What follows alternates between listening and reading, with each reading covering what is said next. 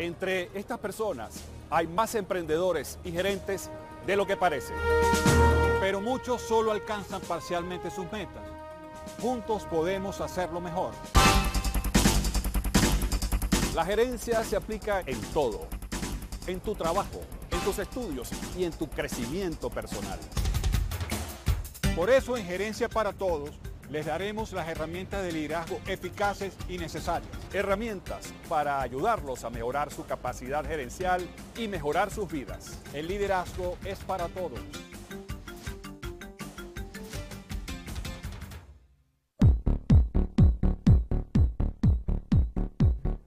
Bienvenidos a Gerencia para Todos, la primera iniciativa de emprendimiento, economía y liderazgo. Muchísimas gracias por seguirnos en nuestras redes sociales, @Gerencia para Todos en Twitter e Instagram y por supuesto a través de 305 TV, 305 Media TV, con la dirección general de Carlos Márquez y la dirección técnica de Elvis Vilches. Hoy vamos a conversar sobre derechos humanos, un tema de primer orden que nos han pedido con muchísima frecuencia. Y para ello vamos a conversar con el doctor Diego Arria. Bienvenido, doctor Arria, a Gerencia para Todos. Muchas gracias, Rafael, por la oportunidad. Bueno, estamos muy complacidos de tenerlo aquí porque precisamente en estos momentos el mundo y especialmente Venezuela están pasando por momentos críticos en cuanto a los derechos humanos y todo el movimiento que esto significa. Sobre todo temas como la ecología, entre otros aspectos. Y específicamente, usted, doctor Arria, ha tenido una trayectoria política y académica desde hace muchísimos años, y es por ello que requerimos su conocimiento para que todos podamos compartir esta información. Entonces, en primer lugar, yo quisiera que nos dijera cuál es la importancia de los derechos humanos para cualquier país y para el mundo en este momento. Tú sabes, Rafael, yo veo que las palabras derechos humanos, igual que comunidad internacional, se han rutinizado en los medios. Y yo creo que si la gente pensara que los derechos humanos son los que torturan, los que persiguen, los que maltratan, los que violan, los que secuestran, sería mucho más, seguramente, más convincente que algo que suena como muy frío. Los derechos humanos, su traducción en la vida real son, por ejemplo, en nuestro país, los 400 presos políticos, muchos de ellos sometidos a tortura, otros con enfermedades, con la pandemia en desarrollo, los meten juntos para ver si se enferman más, los secuestrados, los perseguidos, esos son los derechos humanos, digamos, en nuestro país. La otra cosa, Rafael, que los derechos humanos no deben tener ni color, ni límites geográficos. En la medida en que nosotros no nos preocupemos por lo que le acontece al resto del mundo, la gente del mundo, el resto del mundo, no tiene por qué preocuparse de nosotros. Mire, doctor Arria, usted ha tenido desde muy temprana edad la responsabilidad de desempeñar diversos cargos, ¿no? Como director del Banco Interamericano de Desarrollo, presidente de la Corporación de Hotelería y Turismo de Venezuela, donde realizó innovaciones considerables, presidente de la Organización Interamericana de Turismo, diputado al Congreso de la República, ministro de Información y Turismo, gobernador del Distrito Federal, fundador de Fundarte, presidente del Centro Simón Bolívar, fundador del Diario de Caracas, embajador de Venezuela ante la Organización de Naciones Unidas, presidente del Consejo de Seguridad de la Organización de Naciones Unidas, secretario general, asistente y consejero del secretario general de la Organización de Naciones Unidas, Kofi Annan. Y dentro de ese conjunto de actividades desde muy temprana edad, ha estado en el centro de los acontecimientos, especialmente ahora, vigente también.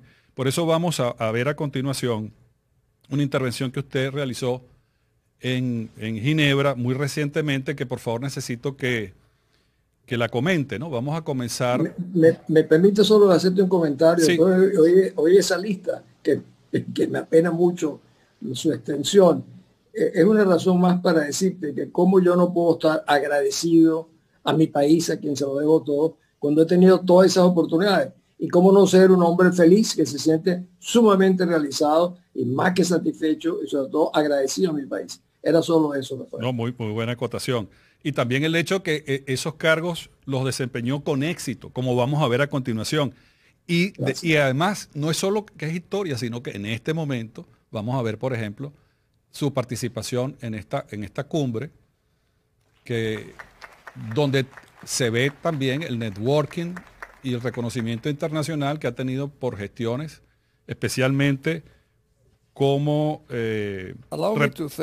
representante de las Naciones Unidas en momentos de conflicto impresionantes, donde también hizo las advertencias necesarias para evitar la violación de derechos humanos, ¿no?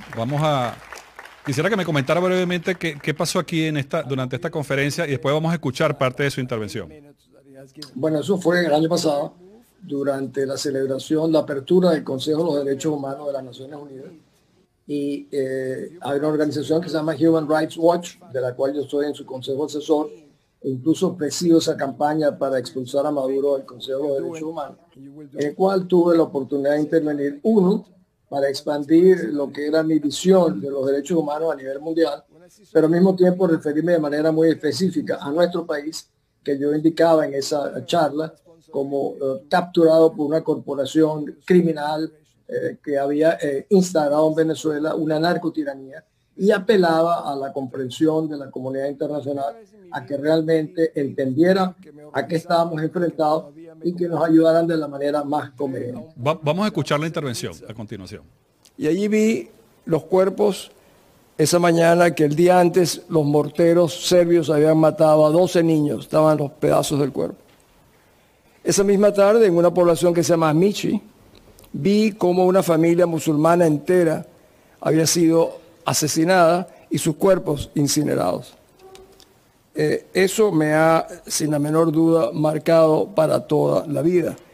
Ese día reunía a la población de Srebrenica y les dije, aquí está la representación política más importante del mundo, el Consejo de Seguridad de las Naciones Unidas. Aquí estamos el embajador de Francia, de Rusia, de Pakistán, de Hungría, de Nueva Zelanda y de Venezuela, que era yo, que era el jefe de la misión. Y les dije, estamos aquí para protegerlos. Declararemos a Srebrenica como un área segura. Ese día mismo estaba acompañado por muchos periodistas internacionales. Les dije, aquí está ocurriendo un genocidio en cámara lenta ante los ojos del mundo. Poco más de un año después, efectivamente, el genocidio tomó lugar en Srebrenica. Fue la primera más grande masacre después de la Segunda Guerra Mundial. Cuando regresé al Consejo de Seguridad, y habían pasado, hoy en día, debo decir, han pasado 26 años desde que yo les dije, vinimos a protegerlos y a cuidarlos, y no lo hicimos, y que estando incluso en un área segura de las Naciones Unidas, ni siquiera las fuerzas de las Naciones Unidas fueron capaces de disparar un tiro para evitar la muerte de 8.000 jóvenes y adultos en menos de 48 horas. Al regresar al Consejo de Seguridad, presenté mi informe y en general yo le dije algo que les voy a leer porque está parte de lo que fue en mi intervención. Yo le dije, Bosnia es una horrible lección. La evasión moral, cuando eclipsa nuestra habilidad de reconocer y de responder al mal, minará nuestros valores y nuestras creencias fundamentales. En un momento en que el mundo se hace más pequeño y tantos miran hacia Occidente para liderazgo. No me cabe duda que el triunfo de los agresores nos degradará a todos los que estamos hoy representados. Eso, doctor Arria, está repitiéndose en este momento en Venezuela y quisiera los paralelismos. ¿Cómo podemos evitar que una historia como aquella se repita nuevamente? Fíjate, Rafael, yo estoy, creo que más de la mitad, terminando un libro justamente sobre esas experiencias en Srebrenica, en Ruanda, en Somalia. Pero eso que tú me acabas de leer, te oigo otra vez a ti y oigo eso. Y es algo que me sacude internamente porque allí yo pude precisar cómo lo que llaman la comunidad internacional ante crisis como esta y tragedias como la de Bosnia, como la de Ruanda, Somalia, fueron realmente indiferentes y en cierta medida se cobijaron detrás del concepto de la neutralidad para ampararse y no tomar posición. En Venezuela Sucede lo mismo, tenemos 21 años que el mundo progresivamente se ha ido enterando. Han muerto más de 120.000 personas de manera violenta en esos años en Venezuela. Hay más de 400 presos políticos. Las ejecuciones extrajudiciales el año pasado superaron a 7.000. Tenemos el número más grande de torturados. Y sin embargo, la comunidad internacional, igual que en el caso de Bosnia, siéntense, conversen, porque cuando la gente negocia los problemas de otros, tiene un sentido del tiempo mucho más elástico de que tenemos los que sufrimos las consecuencias de una narcotiranía como en el caso de Venezuela. El tiempo es lo más importante para las víctimas. No parece serlo para muchos que no acaban de entender que esa es la máxima prioridad que tiene hoy en día el país.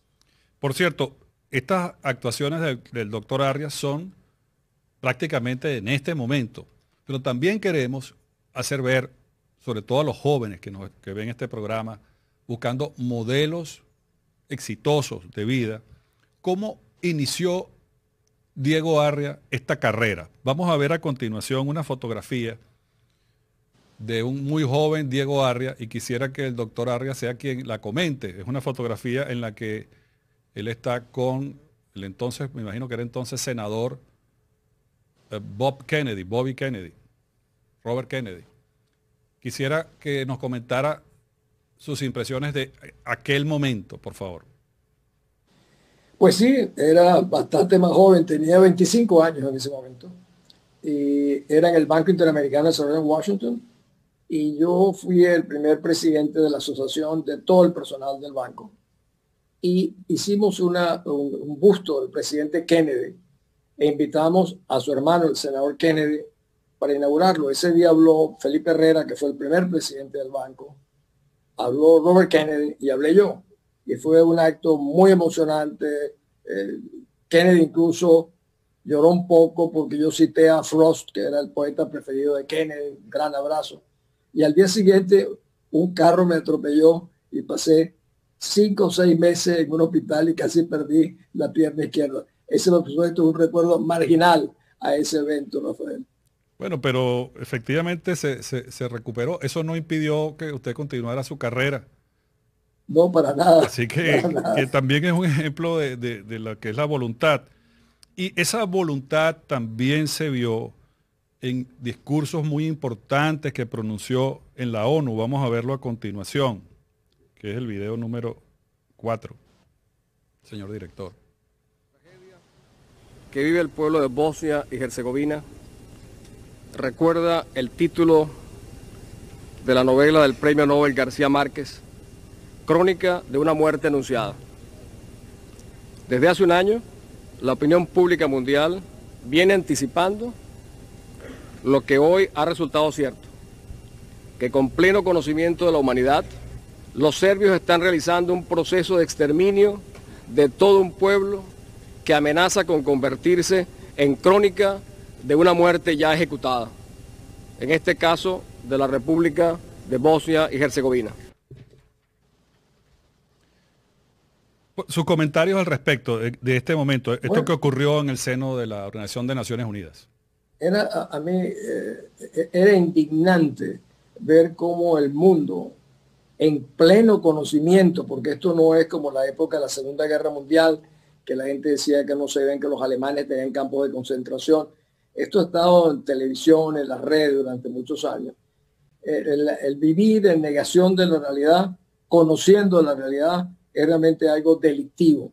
Los principales países del mundo lo conocían y sin embargo no hicieron nada. No movieron un dedo para ponerle la mano encima a un grupo criminal. Igual es con nosotros, en otra medida, en otras proporciones.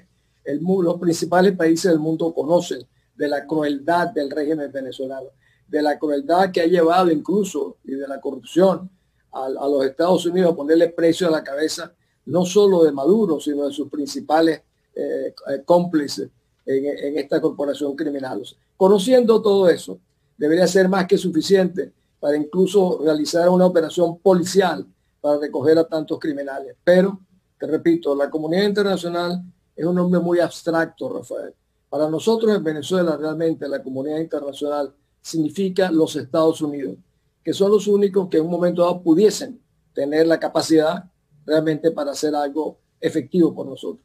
Hay algo interesante en cuanto a ese poder de convencimiento y, como hemos visto aquí, nuestro equipo de investigación AXN Think Tank ha realizado una investigación que en realidad no tiene cupo en este programa, que tiene tan poco tiempo para revisar todo lo que puede ser la trayectoria del doctor Arias. Pero hay algo interesante que también demuestra la capacidad de negociación, y es el hecho de que Diego Arias fue la persona que rescató también a un diplomático y a una persona de alto relieve chileno, que fue el doctor Letelier. Yo quisiera que por favor nos contara qué ocurrió en ese momento. Fíjate, Rafael, Orlando Letelier es un distinguidísimo economista chileno que justamente me contrató para llevar al Banco Interamericano.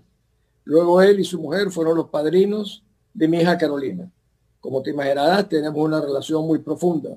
Orlando se va del Banco Interamericano y se convierte primero en embajador de Chile en Washington, luego en canciller de Chile y al final se convierte en ministro de la Defensa de Allende. Allí viene la muerte de Allende y entra Pinochet. Y la esposa, a Orlando lo mandaron a una isla que se llama la isla de Dawson, en el sur de Chile. Isabel, la esposa de Orlando, me escribía, no era como ahora por WhatsApp, sino que eran permanentes cartas, diciéndome que tendría que ir a Chile para ver cómo negociaba con Pinochet. Y yo le expliqué que las relaciones del gobierno de Venezuela con Pinochet eran fatales, pero llegó un momento en que yo un día le dije al presidente Pérez que yo tenía que ir, por razones de carácter personal. Y él al final me lo permitió, pero en la medida en que me desvinculara completamente del gobierno, no fuese un avión oficial, ni utilizara la embajada. Efectivamente, le pedí al embajador chileno en Venezuela, que era un general, que me consiguiera una cita con el general Pinochet. A los 2 días me comunicaron que me esperaba, me recuerdo, un jueves a las 10 de la mañana y me fui a Santiago de Chile. Y después de una larga conversación con el presidente, con el general Pinochet y con su canciller que se llama, creo, Patricio Carvajal, el almirante, de repente me dijo, me decía siempre, bueno, ¿qué le he hecho yo a su gobierno para que el presidente Pérez siempre me esté insultando? Una conversación que iba por muy mala dirección. Y de repente me dijo, entréguenle el Letelier a don Diego, así como hablan los chilenos. Efectivamente, esa noche me lo llevaron a la embajada. Al día siguiente me lo traje a Venezuela, en que fue la liberación del primer político chileno que estaba secuestrado en la isla de Dawson. Y 5 meses después, él se regresó a Washington y al poco tiempo le pusieron una bomba en el Sheridan Circle, en la avenida Massachusetts, y nuevamente hicimos lo mismo. Lo mandamos a buscar, trajimos el cadáver de Orlando y estuvo enterrado en Venezuela hasta que salió Pinochet. Era un acto de absoluto de respeto a los derechos humanos.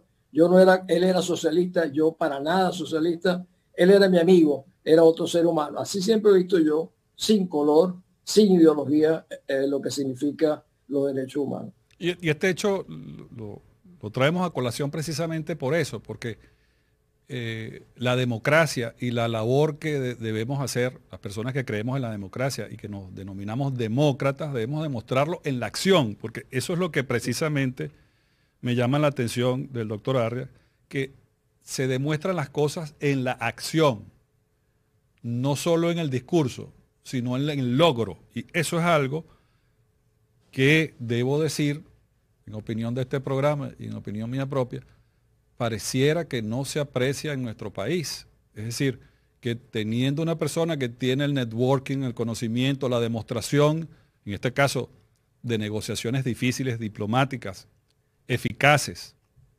sin declinar los valores de la democracia, es decir, una negociación en buen sentido para resolver problemas, no se ha tomado en cuenta. ¿Qué cree usted que ocurre, doctor Arias? ¿Por qué no se toma esa experiencia en cuenta? Yo creo que el hecho de que yo era tan conocido fuera no me ayudó con el grupo de dirigentes políticos venezolanos. Tendría que preguntárselo a ellos. Pero, por ejemplo, me recuerdo que yo hice un artículo en El País de Madrid diciéndole a la señora Bachelet, cuando era presidente de Chile, que así como yo había ido a buscar a un chileno preso en una isla del Dawson de una dictadura. ¿Por qué ellos no hacían lo mismo? ¿Por qué no enviaban a alguien a tratar de venir a rescatarme cuando estaba Leopoldo López preso? A Leopoldo López, que está preso, que es otro político venezolano. Y por supuesto nunca me contestó. Pero volviendo a tu pregunta, yo creo que en vez de ayudarme en ser conocido o reconocido en muchos lugares del mundo, no me ha ayudado para nada con la dirigencia política venezolana. Bueno, yo tengo la aspiración personal de que eso cambie, ¿no? Y que efectivamente, porque evidentemente usted, doctor R., continúa en actividades, o sea, no, usted no es un político retirado, usted está vigente y está actuando. Pero fíjate una cosa, pues nunca me preocupaba eso para nada. Como tú fuiste tan generoso de citarme todas las cosas que yo puedo hacer en mi vida, óyeme, lo único que no pude llegar a ser fue presidente de la República. Vamos a hablar de eso. Y lo traté. Vamos a hablar de eso a continuación. Vamos a ver lo que fue también un conjunto de ideas que, por cierto, están recogidas en uno de sus libros. Vamos a colocar la carátula del libro en este momento, por favor, señor director. Que quiero que comente, antes de ir al tema de las presidenciales en las que participo, habláramos de este libro, Primero la Gente, que es un libro del año, creo que 77, si no me equivoco. 78. Por favor, coméntenme los proyectos que contiene ese libro y que podrían haber ayudado a Venezuela en el siglo XX para prepararnos para el siglo XXI. Pues mira, yo tenía 39 años y como me veía menor que eso, estaba desesperado de cumplir 40 años, cosa que cumplí un mes antes de las elecciones. Yo decía que en la política había que poner en blanco y negro la visión que uno tenía del país. Y yo lo hice en ese libro que se llama Primero la Gente, donde digo qué significa, no es un eslogan, es una manera de traducir en acciones la política. O sea, por ejemplo, cuando yo era gobernadora, ¿qué le di más prioridad? Hacer de la maternidad Concepción Palacio la más moderna de América Latina, hacer del hospital de niños el más moderno, por ejemplo. Entonces, yo decía que poner a la gente, primero a la gente, es mucho más que un eslogan, es una filosofía de vida. En ese libro, por cierto, que lo voy a reeditar digitalmente y absolutamente gratuito, porque hay muchas cosas ahí que desgraciadamente siguen repitiéndose. Y yo siempre he pensado, y por eso he escrito en muchas oportunidades, que uno debe dejar constancia de lo que piensa y no simplemente dejarlo en el aire. Y ese libro, yo decía, me preocupaba cómo iba a ser Venezuela en el futuro. Yo traté de decirle a los grupos empresariales, laborales en Venezuela, que estábamos corriendo un serio riesgo de perder al país, a pesar de que teníamos los recursos materiales y la libertad, pero que si no hacíamos un buen uso de eso, corríamos el riesgo de perderlo todo, los recursos, la oportunidad y la libertad. Desgraciadamente, Rafael, eso es lo que ha acontecido. Bueno, vamos a ver, por cierto, imágenes de la campaña. Yo quisiera que colocáramos estas imágenes completas, porque inclusive para este momento también es innovadora la campaña que entonces hizo Diego Arria. Vamos a ver esas imágenes.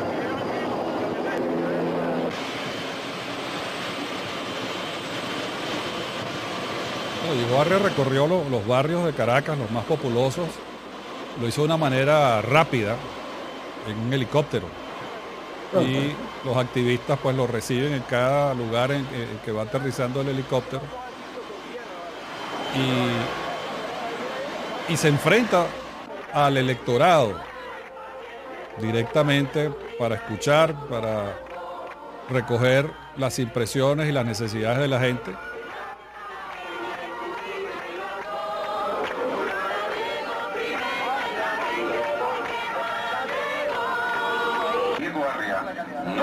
Mejorar la maternidad Concepción Palacios para convertirla en la mejor de su clase en el país. Diego se atrevió a hacerlo. Yo sería lo que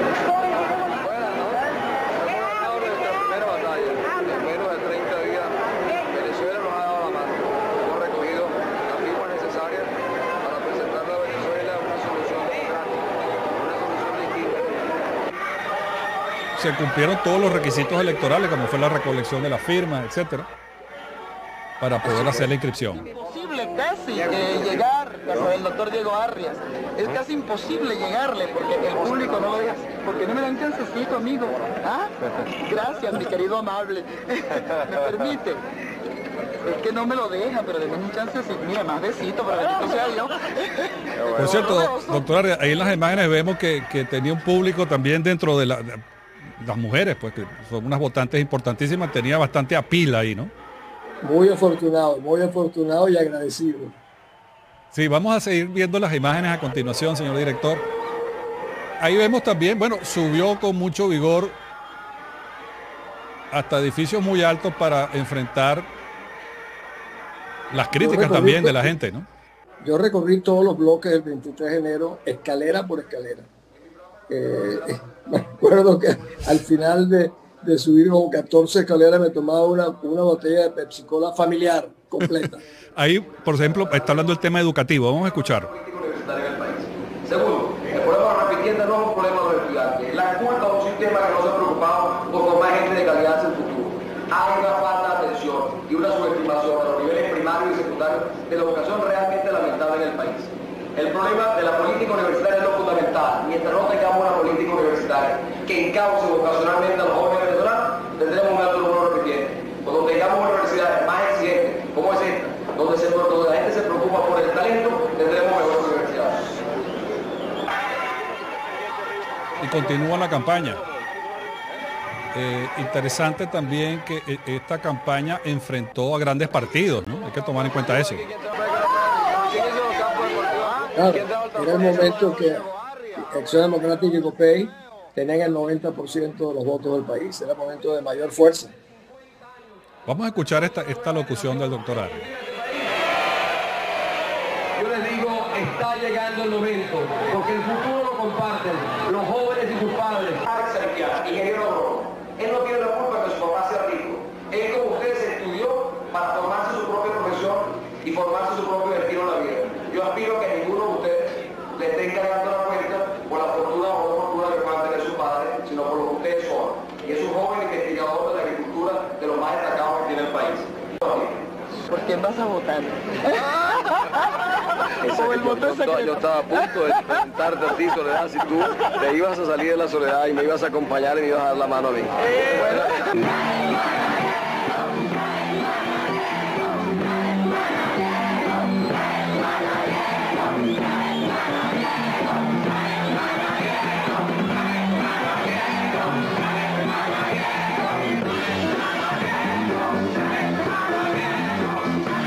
Una campaña con rock and roll y mucha juventud, doctor Arias.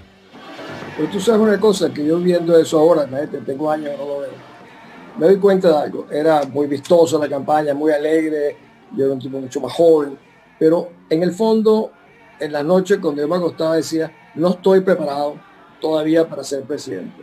Porque a pesar de que había sido ministro, diputado, presidente de una serie de corporaciones, no había adquirido todavía la experiencia que luego fui adquiriendo en el mundo, en el manejo de los conflictos en distintos lugares, de la interacción con otra gente en América Latina, la participación en consejos importantes de gente en el mundo, que eso es realmente lo que al final lo va nutriendo uno, donde las experiencias se van traduciendo en capacidades. O sea, yo veo con alegría y entusiasmo lo que tú me señalaste, pero me doy cuenta que no tenía en ese momento la experiencia que luego llegué a tener y que la fui adquiriendo, como te decía, en otro tipo de dimensiones, instancias que se fueron acumulando en mí y que han hecho, para bien o para mal, lo que soy yo hoy en día. Mire, por cierto, a través de las redes sociales algunas personas nos reportan que como que sí hace falta un relanzamiento del doctor Arias. Lo dicen las redes. Sobre todo en este momento mucha gente está volteando a verlo a usted. Un error que cometí en esa campaña, me dijo una vez un analista americano, me dice, Diego, ¿cómo es eso que tú decías de la mano a Diego? Tú vas a decir, deme el voto. Te dieron la mano, pero no te dieron el voto. Y es verdad, eran miles de personas que iban, yo creo que por curiosidad, entre otras cosas, Tiki, que era mi esposa en ese momento, realmente tenía un gran atractivo para la comunidad y eso hacía de nosotros una pareja muy especial en ese momento en el escenario político. Pero y ahora, mucha gente está volteando a verlo. Y por cierto, en la encuesta que hicimos también, aparece Diego Arias insólitamente como uno de los políticos más jóvenes de Venezuela. Por las ideas. ¿Qué te parece? Por las ideas. Muchas gracias. Tú sabes que yo durante las primarias, que en las cuales yo participé sabiendo perfectamente que era imposible ganarle a los que tenían gobernaciones como Capriles y Pérez, el Zulia, que podían manejar recursos, etcétera. Yo le decía a todos ellos, decía, mire, hagamos una cosa, déjenme a mí 2 o 3 años de una transición y yo luego les abro el camino, porque les garantizo que después de eso no me eligen ni el recogedor de perros de Baruta, pero todos querían el poder en ese momento y ninguno de ellos tenía la experiencia para hacerlo. Y yo veía claramente que en Venezuela no se requiere una persona, que debe ser un consejo de gobierno, Rafael, donde usted es una especie de junta cívico-militar, porque no hay ningún venezolano que tenga suficientes espaldas para montarse encima el desafío que significa rescatar la libertad, reposicionar a Venezuela en el mundo, refundar una república. Eso no se hace sin tener un conocimiento del mundo y de distintas circunstancias. No, y a propósito de eso, vamos a ver una participación suya en el canal Fox, por cierto, muy actual también, donde ese networking que tiene Diego Arria y esa entrada dentro de los circuitos políticos, económicos y de medios de los Estados Unidos se hace evidente. Vamos a verla a continuación, por favor.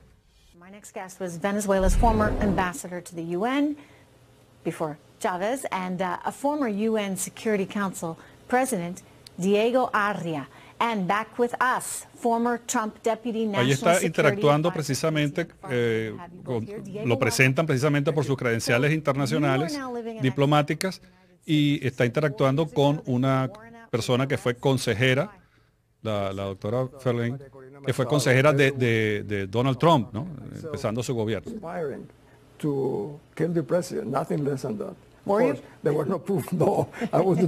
Y donde precisamente Trish reporta que Diego Arria fue perseguido en Venezuela por sus ideas políticas por el gobierno chavista, y de alguna manera también relata Trish lo que ha pasado con Venezuela de ser una próspera economía petrolera a convertirse pues en un desastre. Y además rodeado de muchísima violencia. Quisiera sus impresiones sobre ese programa de tantos en los que ha participado en la televisión mundial. Por favor, doctor Arria. Bueno, ella es una persona que tiene un gran atractivo en los medios. Además es una mujer muy bella. Habla, por cierto, muy bien español. Y muy interesada en el tema venezolano. Y Fox, como tú sabes, él sigue siendo la cadena más cercana al presidente de los Estados Unidos. Bueno, a mí me ha tocado estar en CNN, en BBC, en France 24, en fin.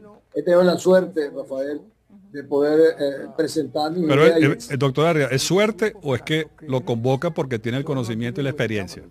Vamos a ser sinceros, ¿no? Yo lo digo. Yo no voy a entrar en discusión con porque yo no veo que hayan otras personas, otros venezolanos que también pueden ser muy ilustres y muy capaces que sean convocados. Entonces, por eso es que desde este foro yo insisto en que la opinión del doctor Arria, su experticia, sea tomada en cuenta para lograr el éxito de Venezuela, que eso es lo que perseguimos todos. Correcto. Entonces, ¿cuáles podrían ser sus contribuciones en este momento que estamos, entiendo, en un momento de consultas? ¿Cuáles podrían ser las contribuciones y qué cosas pediría o corregiría a las personas que están dirigiendo en este momento el gobierno interino? Yo no quiero corregir nada. Yo siempre digo, y parto por un principio, Rafael, que para mí es central.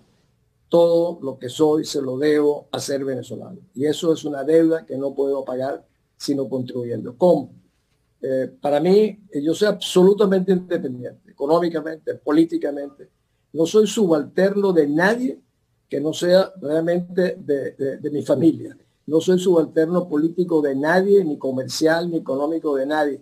Eso me hace, Rafael, una figura muy incómoda, sobre todo para los que manejan los partidos políticos en Venezuela. Por eso que yo nunca pude ser parte de un partido político, porque no podía entender que una persona que desarrollara ciertas habilidades, talentos, educación, tuviese que limitarse a seguir instrucciones, aunque esos tropezaran, estuvieran en contravención con tus principios. Y efectivamente yo hablo absolutamente independiente, no solo para los venezolanos, sino para el mundo, porque gracias a esa oportunidad que tengo de tener acceso a organizaciones en el mundo y a medios de comunicación, tengo la ocasión de permanentemente exhibir lo que son, exhibir la tragedia venezolana y al mismo tiempo hablar de cuáles son nuestras oportunidades.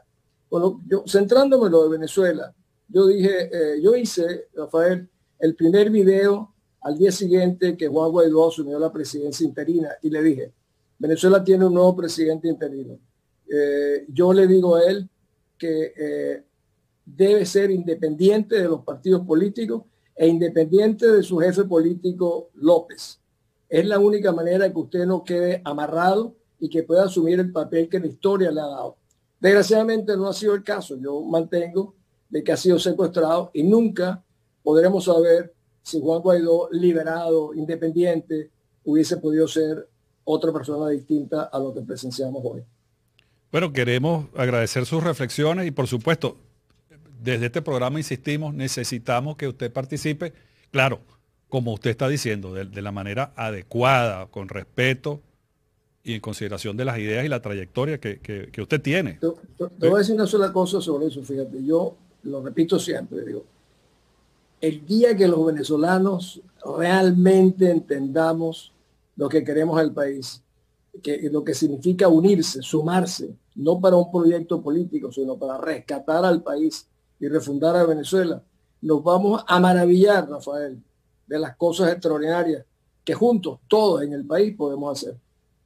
Ojalá así sea, ojalá así sea. Bueno, muchísimas gracias, embajador Arria, por participar en Gerencia para Todos. Este foro está abierto para ustedes y para todo su equipo, así como para cualquier otra persona que quiera inclusive debatir estas ideas, ¿no? Nosotros vamos a organizar, un placer, nosotros vamos a organizar una serie de foros y debates sobre estos temas con muchísimo respeto y, por supuesto, con la mejor información y los especialistas correspondientes. Muchísimas gracias por sintonizar Gerencia para Todos, la primera iniciativa de emprendimiento, economía y liderazgo. Muchísimas gracias a 305 TV, a todo su personal, a su director Carlos Márquez, a su director técnico Elvis Vilches, por esta excelente plataforma que nos permite alcanzarlos a todos. Por eso siempre decimos buenas tardes, buenas noches y buenos días. Obra como la naturaleza, haz lo necesario y hazlo bien.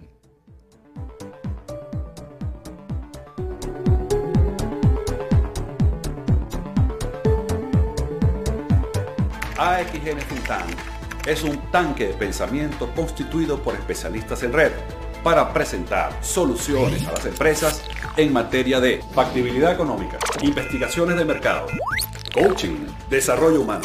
En AXN Think Tank, la estrategia es la base de la ventaja. Somos www.305media.tv.